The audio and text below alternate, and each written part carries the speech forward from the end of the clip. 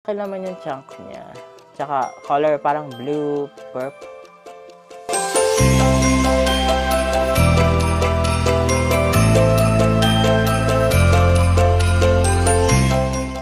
Hello, hi mabuhay! How are you guys? For our 4th Christmas special, we are gonna be copying the beautiful K-pop idol, Miss Wonyoung. Wonyoung? Yeah, Wonyoung. She is a K-pop idol from the group IVE.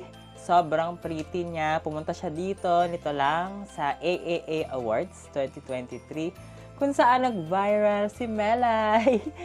So, bago natin pag-usapan yan, let's go and start our makeup. I'm gonna use lip oil from Squad Cosmetics para plump-plump ang ating lips. Kasi yung gagayahin nating makeup, simple lang siya. As in, konti lang yung makeup. Pero, Zay, ang ganda kasi ni Wonyoung. Kung makita nyo talaga, sobrang pretty. Mukha siyang Barbie. Kaya mahihirapan talaga tayo gayahin yung makeup look. So, ayun na nga, si Melay. Nag-interview kay Melay is si Jan Wonyoung. Kasi nga, siya ang MC, isa sa MC doon sa AAA Awards. Naginanap dito sa Pilipinas, Asian Artist Awards, pero mostly Korean kasi Korean yung may-ari ng show na yun. Pero ngayon dito siya ginawa sa atin, kaya naman nabulabog ang mga K-pop world, lalo na sa Pilipinas, kasi dito ginanap ang prestigious awards na ito. So I'm gonna use a fish corrector from Get Ready With Me.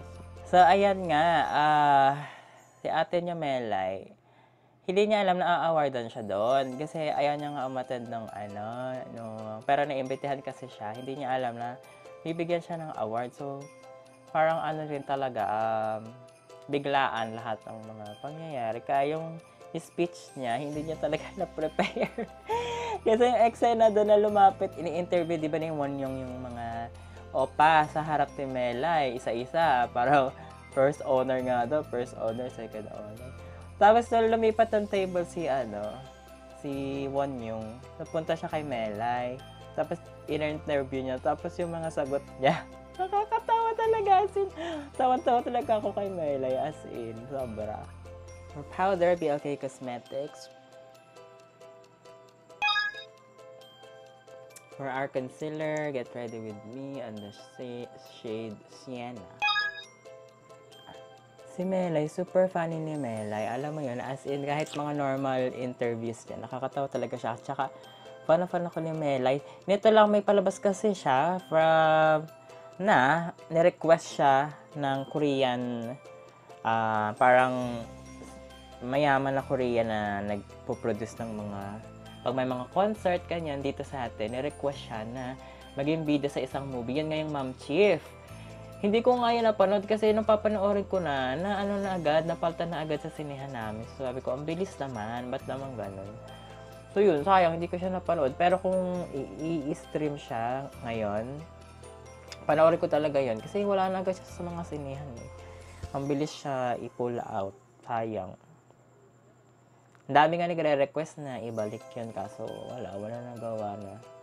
Pinull out agad nila. Our eyeshadow, I'm gonna use Vice Cosmetics Scary shadow palette ito. Kasi parang pink lang na very light dito sa taas.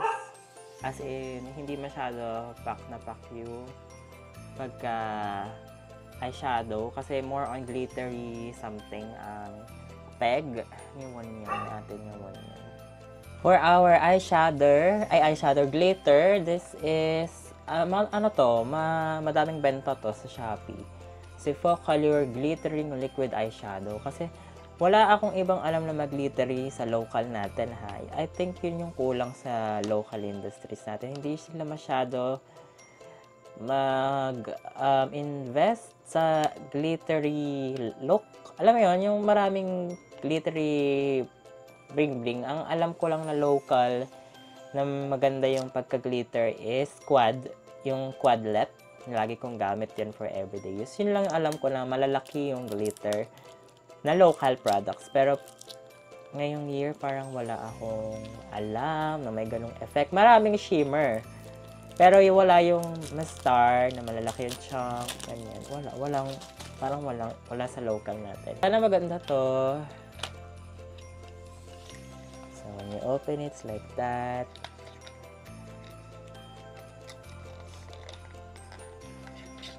Wow! Ang ganda! Look! It's so pretty. So, try natin siya i-swatch. Wow, ang ganda ng applicator. Lakas medical the drop. So, ayan. Watery naman siya. Tingnan natin kung may lalabas na glitter.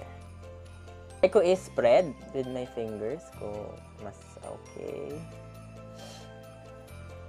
Parang wala.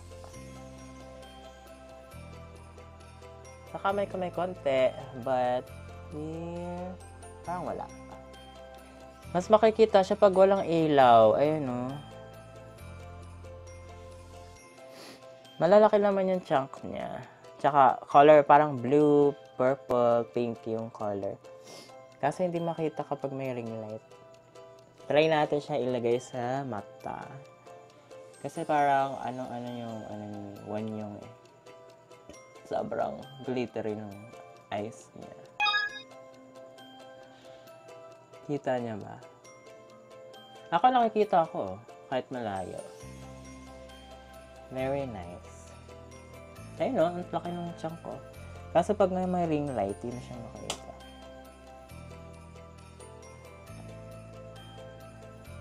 Ang cute. So I have them na both on my eyes. Can you see it?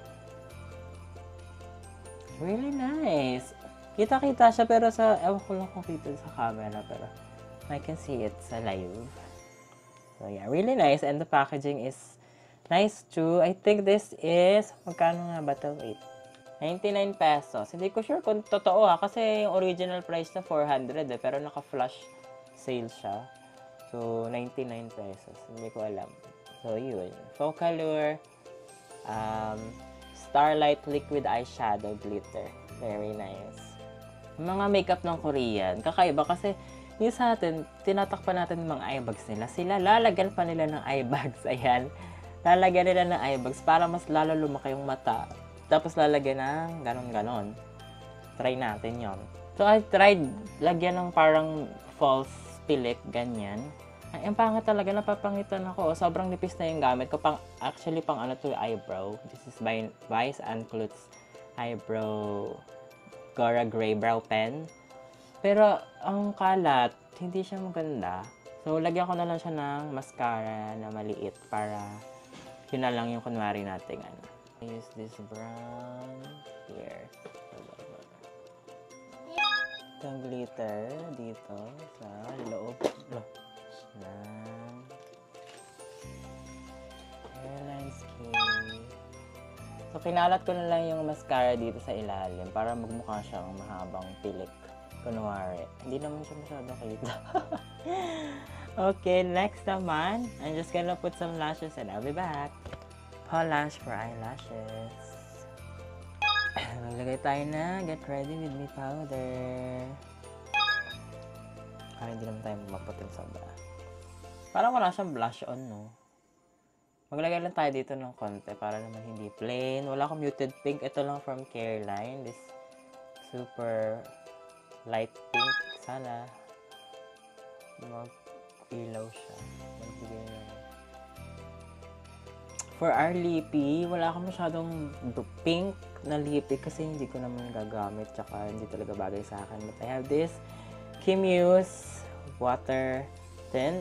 Try natin kung pwede natin gamitin as parang nakikiliti ako.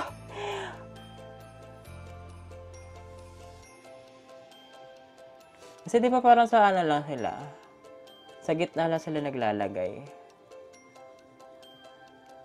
Yan, tapos lagyan na lang ulit natin ng lip oil yung ginamit natin kanina para ano siya, medyo glossy. So I think that's it. I'm just gonna change my hair, outfit, and I'll be back.